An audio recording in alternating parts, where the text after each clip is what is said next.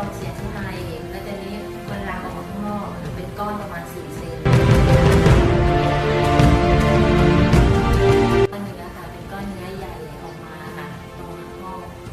ค่ะใหญ่ประมาณ4 เซนค่ะยุบลงเหลือประมาณเซนประมาณร้อยโทถวันกันกรรมถ้าเป็นกล่องเสียงข้างในแล้วทีนี้มันลามออกมาข้างนอกเป็นก้อนประมาณ4 เซนเนื้ออาหารเป็นก้อนเนื้อค่ะเป็นก้อนเนื้อใหญ่ออกมาค่ะตรงข้อค่ะใหญ่ประมาณ4 เซนค่ะครับอ๋อเป็นตัวก้อนเนื้อใหญ่ใช่ไหมครับแล้วหลังจากทางเซเลจินมาอาการเป็นยังไงบ้างครับก็ก้อนเนื้อก็ยุบลงอะค่ะยุบลงก้อนเนื้อยุบลงยุบลง